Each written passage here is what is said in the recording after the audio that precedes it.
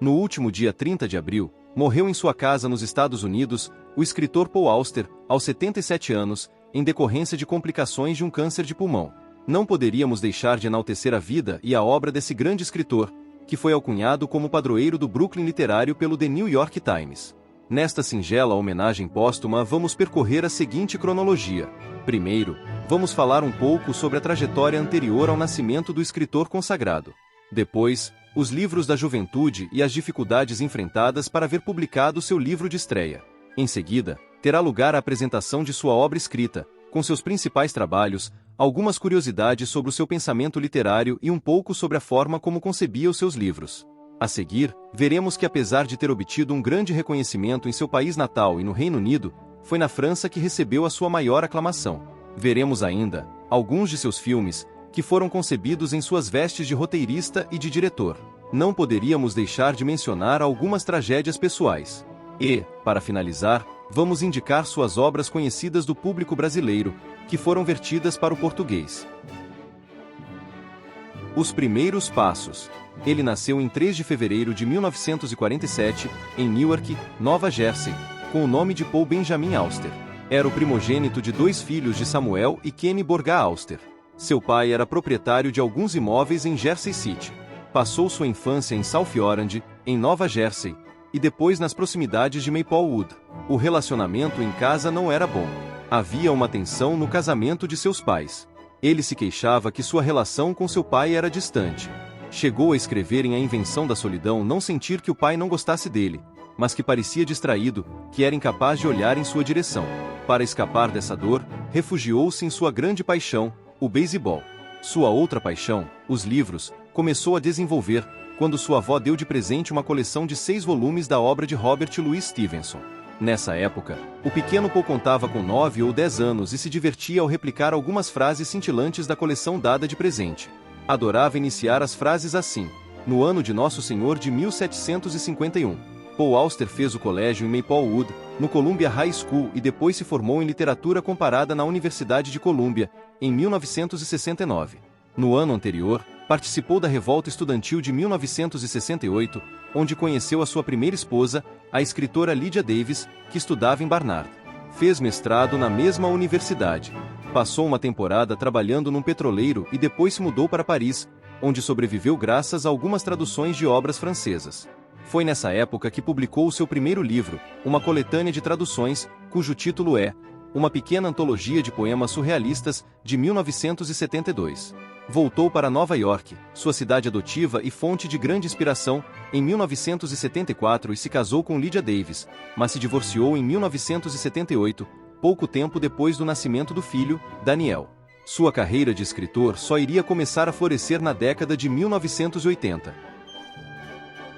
Livros da juventude. O marco temporal de ascensão de sua carreira é o ano de 1982, quando lança o seu livro de memórias A Invenção da Solidão, onde relata o relacionamento distante com seu pai. O seu primeiro romance, Cidade de Vidro, seria publicado somente em 1985, por uma pequena editora na Califórnia, após ser rejeitado por 17 editoras. Por ironia do destino, este livro tornou-se a primeira parte de sua obra mais célebre, a Trilogia de Nova York. Sua obra. Durante sua carreira literária, escreveu 34 livros, dentre os quais, 18 romances e outros escritos variados, como peças de teatro, memórias, ensaios, poemas, coleções de histórias e roteiros. Dos romances, podem ser citados Palácio da Lua, de 1989, que trata das peripécias de um estudante universitário órfão que recebe milhares de livros, como legado. Em 1992, vem A Lume Leviatã, que conta a história de um escritor que investiga a morte de um amigo, cuja morte se dá por explosão enquanto ele construía a bomba. Em 2002, lança o Livro das Ilusões, cuja narrativa relaciona-se com um biógrafo que explora o misterioso desaparecimento de uma estrela do cinema mudo. Quanto às memórias, O Livro da Mão para a Boca, de 1997, é um relato intimista feito pelo autor sobre as dificuldades dos primeiros anos para prover seu sustento como escritor. Em 2012, o seu Diário de Inverno surge como uma meditação sobre o corpo, o tempo e a memória. Seu livro de maior sucesso, a Trilogia de Nova York, que reúne num só volume Cidade de Vidro, Fantasmas e O Quarto Fechado, conta com personagens que são confrontados pelo mistério da identidade, do conhecimento e da arte. Nesta obra, Paul Auster, talvez o mais nova-iorquino dos escritores americanos, nos apresenta essa cidade como a imagem de um labirinto mental feito de crimes e violência, pistas falsas e verdadeiras, acasos e equívocos. Em algumas oportunidades, o escritor expressou certa irritação quando procuravam reduzir toda sua longa carreira a esse grande sucesso. Paul Auster disse em Uma Vida de Palavras que sempre quis escrever o que para ele era bonito, verdadeiro e bom, mas também estava interessado em inventar novas formas de contar histórias. Ele queria virar tudo do avesso. A sua escrita passava ao largo dos computadores. Preferia escrever à mão em seus cadernos, pois considerava que as palavras saiam diretamente de seu corpo. Depois dessa experiência tátil inigualável, chegava o momento de transcrever as anotações em sua máquina de escrever Olímpia. Ela era tão importante nesse processo que ele escreveu o livro A História da Minha Máquina de Escrever, em 2002, para deixar registrado para a posteridade o seu significado. Manteve-se ativo nos últimos anos, publicando com certa frequência. Em 2017, lançou seu romance 4321. Escreveu um livro sobre a vida e obra de Stephen Crane, em 2021, Nação Sangrenta e o seu último romance Baumgartner, ambos de 2023. Sua obra é conhecida mundialmente e os seus livros foram traduzidos em mais de 40 idiomas. Pop e Star na França. Paul Auster foi o vencedor do Prix Médicis estrangeiro, por seu livro Leviatã, em 1993. Sua ligação com a França é tão forte que considera como seu segundo país.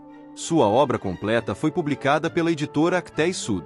Em 2007, a revista New York observou que o que se ouve em primeiro lugar quando o leitor, em qualquer parte do mundo, se aproxima da obra de Paul Auster, a resposta é: ele é francês. Em 2010, Auster recebe a medalha Grand Vermeil das mãos do prefeito de Paris, Bertrand Delanoë. Os seus filmes.